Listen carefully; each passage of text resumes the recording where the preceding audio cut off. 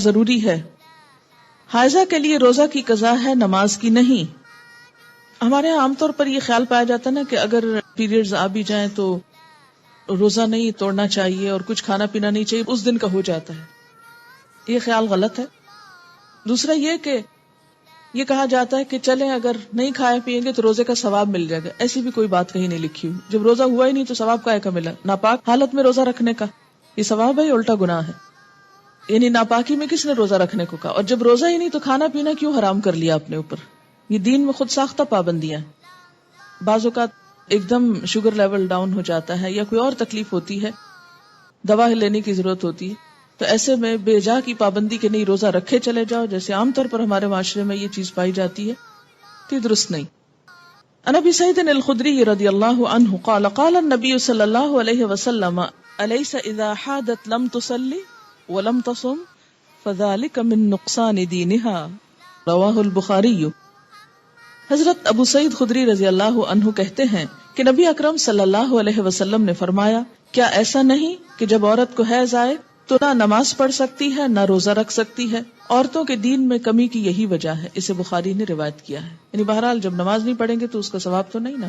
یہ الگ بات ہے کہ وہ ایک معذوری کی حالت ہے، تو ایسے میں اس کو کمپنسیٹ کرنے کے لیے کوئی ذکر، اذکار اور تسبیحات کثرت سے کرنی چاہیے. اس سے نہ صرف یہ کہ وہ ثواب کا نقصان پورا ہوتا ہے بلکہ جو ڈپریشن کی ایک حالت آنے لگتی ہے اس کا ازالہ بھی ہو جاتا ہے. آزما کر دیکھ سکتے ہیں.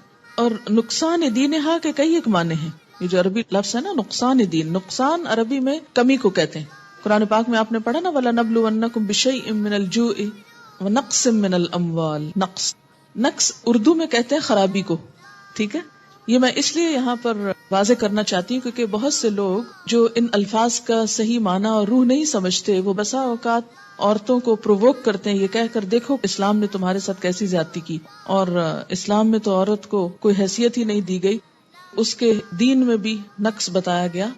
تو نقص اور نقصان کمی کے لیے ہے، کسی عیب اور خرابی کے لیے نہیں. اب آپ دیکھیے کہ نماز میں تو کمی ہوتی ہے لیکن اس وقت میں جو تکلیف کی یا اذیت کی کیفیت ہوتی ہے اس کا صلہ بھی ملتا ہے کیونکہ اللہ تعالیٰ نے لکھ دیا نا. یہ تو جو چیز اللہ تعالیٰ کی طرف سے آتی ہے اس پر انسان صبر کرے. جیسے بازو کو پین بہت ہے یا کوئی اور ایسی کیفیت ہے تو یہ ایسے حالات میں صبر کرنا جو ہے وہ اجر کا سبب ہے. اگر ادھر سے کمی ہوئی تو ادھر سے بڑھ بھی گیا اجر. ٹھیک ہے.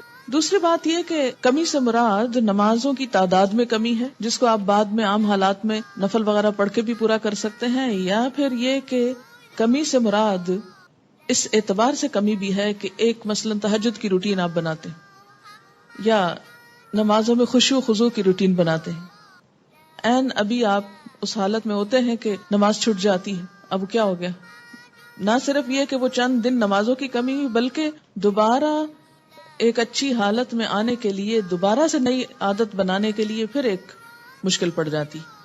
تو بعض اوقات لوگ نماز ہی چھوڑ دیتے ہیں، بمشکل عادت پڑنے لگتی ہے کہ چھٹی ہو جاتی ہے اور چھٹی